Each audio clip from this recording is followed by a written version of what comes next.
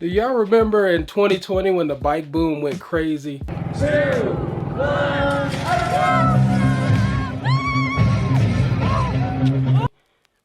I was downstairs in the bike room drinking my coffee, and I was getting ready to put these top caps on here from P&W. I just got some bars put on my Mongoose and the stem, and then I got a P&W stem put on the Breezer Radar X Pro. And I wanted to put these top caps on there to make it a little fancy. They are actually called fancy headset top caps, which is ironic. But I was doing that, and I was thinking, I said, man, something hit me that I haven't really heard people talk about, and I wanted to talk about that today. And I think the bike boom inadvertently destroyed mountain biking. And the funny thing is, I think it was mountain biking's fault why this happened, because this was a golden opportunity for the sport to grow, and it did grow, but not in the way that I was thinking it would as far as where we are now. Now let's go back to 2020, and if you think about it, it felt kind of like a reset, because when I first started getting into mountain biking in 2020, you saw all these videos and promotions about entry-level hardtail mountain bikes that people could afford, that were relatable, easy to ride, just getting people into the sport, which was awesome. And as time went on, you saw those videos start to diminish. Look at this. Look at the orange right there. That's what I'm putting on there. And then what you started to see was more and more expensive mountain bikes coming out, more technology, more of this and that. And while everybody was hyped on riding the bikes and stuff, I think they just let those bike sales get to their heads, the companies I'm talking about, instead of just working on just trying to keep growing the sport. And once time went on, people started to realize how much an investment mountain biking is, as far as time and money. So when people started to upgrade mountain bikes and stuff, a lot of people were, including myself, upgrading just for the sake of, oh, I started on a budget mountain bike, now I need something more capable. And it's like, well, you don't really need anything more capable. What are you trying to be capable of? And that's when it hit me.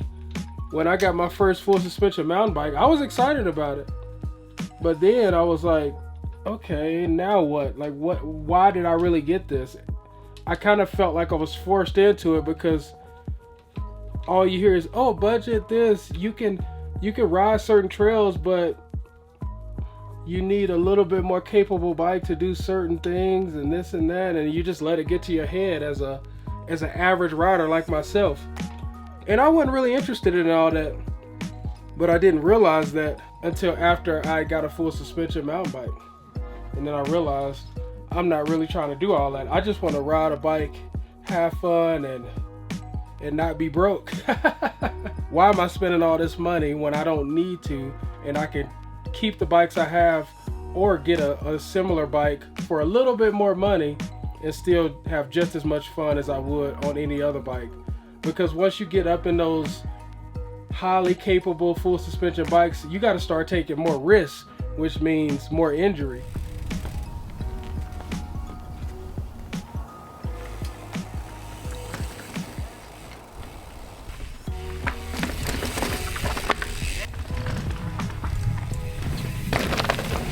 So I don't think a lot of people are willing to take those risks, because that's how you get the capabilities out of those bikes. Because if you ride in certain trails and those bikes are way too much for those trails, it's gonna be boring, and that's what I felt like I was running into. But we got this top cap on here, and it looks kind of good. Let me tighten it up, make sure. Yeah. Y'all say I ain't no bike mechanic. I can put a top cap on. And that's my next thing. That's the next thing I want to talk about. Now, I'm fortunate enough where I can have multiple bikes because of this channel and you watching my videos. But like I said before, after all the bikes I've ridden and all the experiences I've had, if I could only choose one bike, it would be this one, the Breezer Radar X Pro. And that's because of the versatility. This thing can do everything. You could take it on the streets, mountain biking, dirt trails, paved paths. You could do literally whatever you want with this bike. So if this was my only bike, it would be a no-brainer for me to have a bike like this, especially since I've thrown the mountain bike tires on here. Now it can literally do anything I want it to do. Now, of course, not the super gnarly trails, but you get what I mean. Now back to the bike boom. Mountain bikes kept getting more and more expensive, more and more technology, and it was only geared towards a certain type of rider, and that's not majority of people like myself. That's why I try to make my videos for the average person, because that's who I am. And I'm just thinking, who are they trying to sell these bikes to? I don't know why they got away from the entry level, get into the sport, be super relatable, easy to ride, no intimidation, just go out and have fun. But they just kept going to these more and more expensive bikes, and I think the market just kept getting smaller and smaller and smaller, and eventually they just kind of steered away from the average rider. Now, while these other companies such as the e-bikes, they all started to flourish when the bike boom hit, because they were all about the normal rider, the average rider. So all these e-bike companies started to come out of the woodworks, all these cruiser style bikes, bike packing bikes and all that. And I really think they just started to take that market share of that average rider, which is the biggest market share. Now, I don't know if they're just trying to get the most profit possible by selling these super expensive bikes, but I think that market is super slim and is kind of a dead end, if I'm being honest, because once those riders fizzle out, you need a new group of people coming in, and they really kind of alienated those groups of people. So these e-bike companies started to come out, and everybody started buying those e-bikes, and they still selling like crazy to this day. I have one e-bike. I hardly ever ride e-bikes, but I have one just in case I need to run to the store or just ride somewhere really quick where I don't want to have to drive or deal with traffic. Then that's the best transportation option, in my opinion, as far as getting there quick and efficiently. And all of those bikes are easy to ride, no intimidation, just get on the bike, pedal it, and ride it. And that's what most people want. And a lot of people want to be out in nature, want to be riding bikes, but the mountain bike option is just too intimidating, in my opinion. And a lot of people give people hard times, like myself, about not being able to fix bikes. I'm like, dude, I don't want to be a mechanic.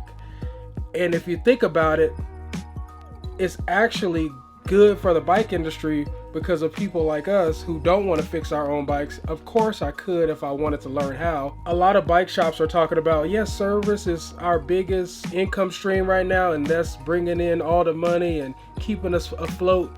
So with us taking our bikes in and getting them serviced, it's actually keeping those shops running and keeping the bike industry going. So when people say, oh, you need to fix your own bike and all that, I'm just like, dude, relax. Everybody don't want to fix their own bikes. They got people there for that reason, and it's also helping them stay in business. So I don't understand why people get so mad about that. Just certain people like myself, average people, we just want to ride the bikes. We don't want to fix them. And also, it's wintertime right now. It's snowing outside. So you can't mountain bike when it's snowing.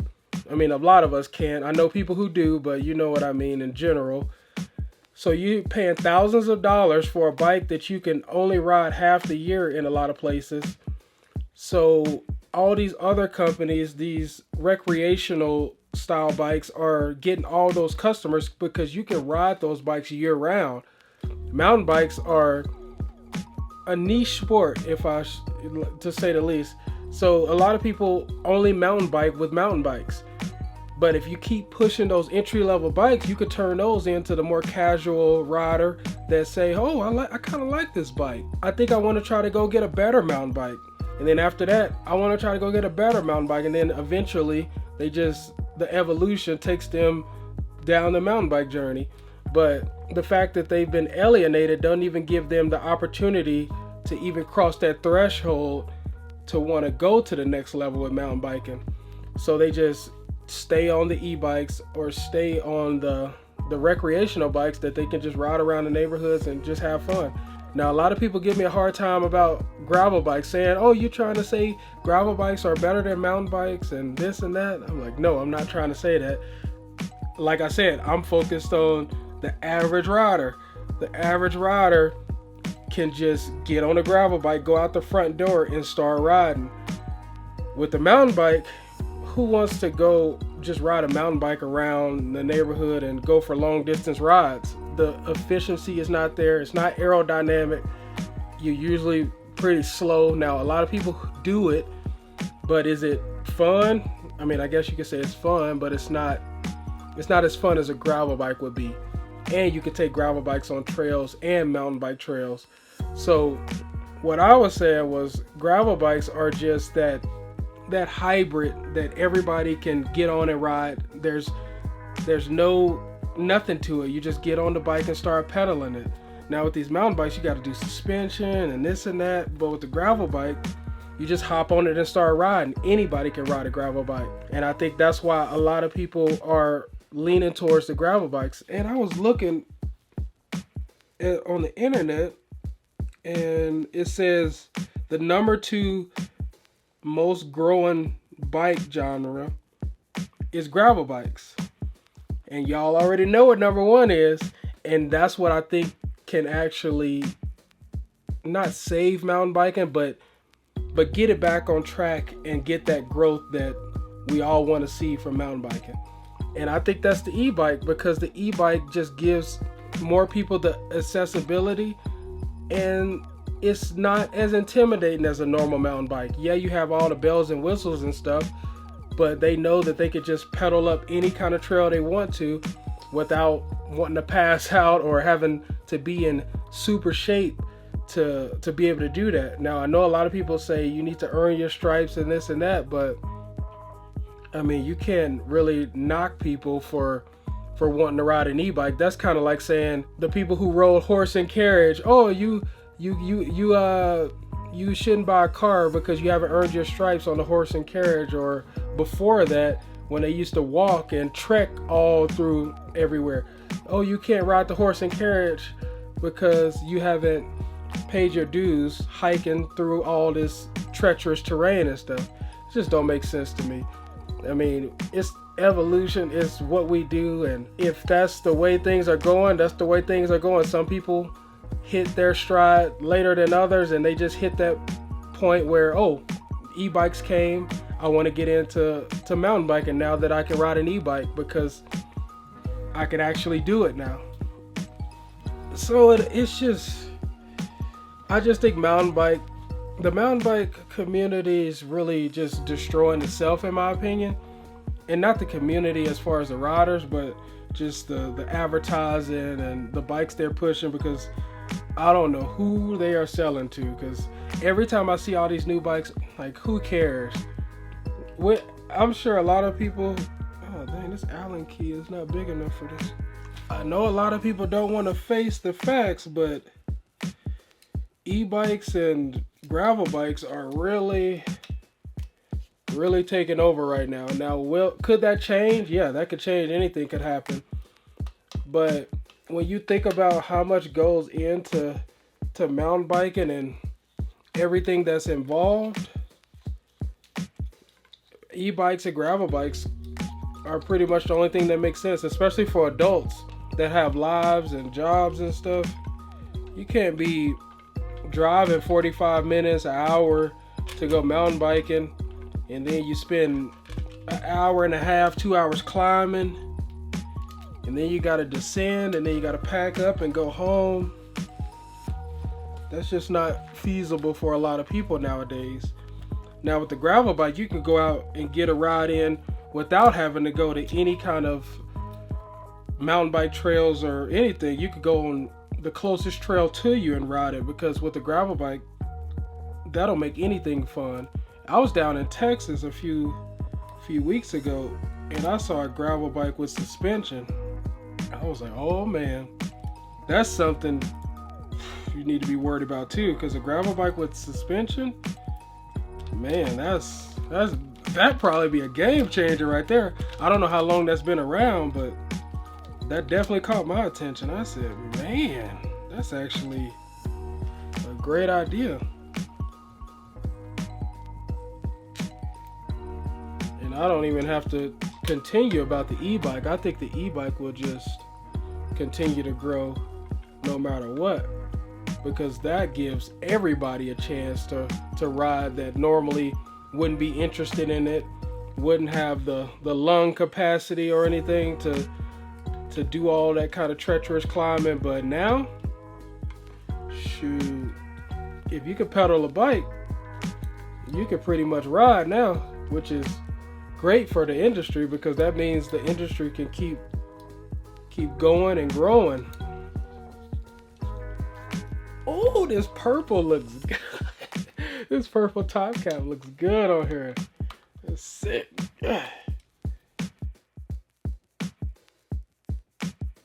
I think mountain biking is taking its own self out, and I think bike shops and e-bikes are the only thing that can revive it, in my opinion, because these mountain bikes are just getting way too expensive, way too complicated.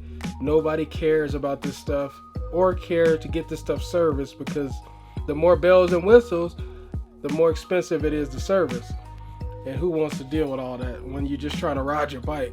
You got enough issues dealing with the car. Now you got to deal with a mountain bike that's just as expensive as fixing a car almost. So let me know what you think about this whole thing. I think gravel bikes and e-bikes are definitely growing at a really fast pace.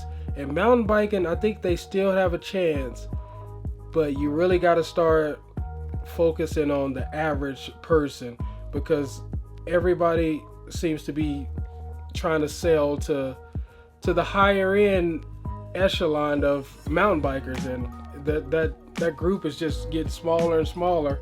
And how many times can somebody keep buying a bike over and over? And I would just like to see more emphasis on the average rider that's just trying to get in or thinking about getting in. But then you see all these ads and stuff of people jumping off cliffs and Red Bull Rampage, and they don't know that it's not really like that. So let me know what you think about this whole situation. I think it's definitely going to be a lot happening in 2025, and I'm excited to see what it is. But I got these 2 top caps put on. Once the snow dries and the trails dry up, we're going to take this baby out and see what it can do.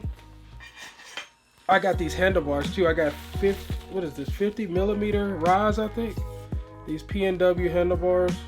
I'm going to put on my Roscoe and then my Breezer Thunder, the rigid mountain bike. So let me know what you think. But I'm gonna finish my coffee and figure out what bike I want to take a ride on today.